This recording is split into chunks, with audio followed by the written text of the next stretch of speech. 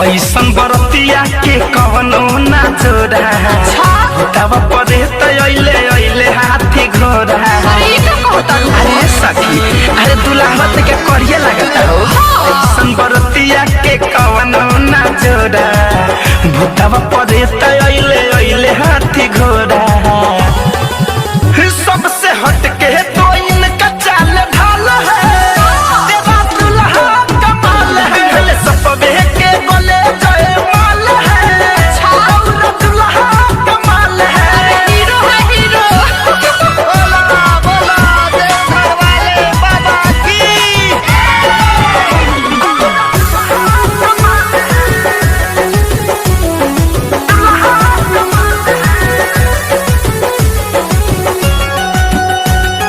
Recording by KCD music ढाका।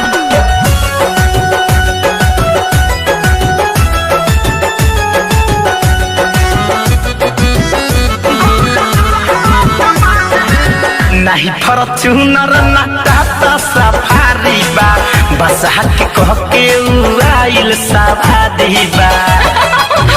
पूरा कंजूस से बका सखी।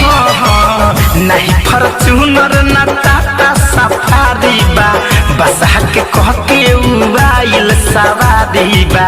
पूरा बहुरा होई बका भसम भभूत पूरा देहिया लगवले माथे पे अपना चंदा सजवले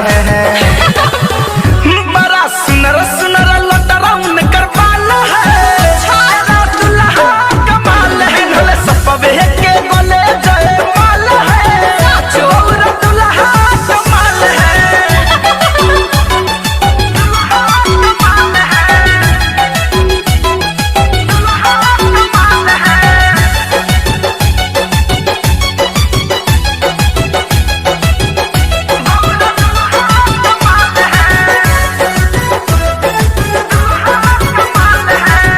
केहू के लागे नहीं उनका नजरिया हो दुल्हा तोहार लागे कजर से करिया हो।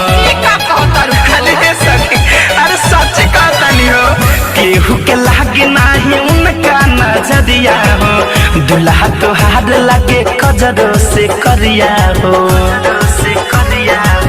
बड़ा निक लागे लाइन करे सताइल मन ही मन तक करे समाइल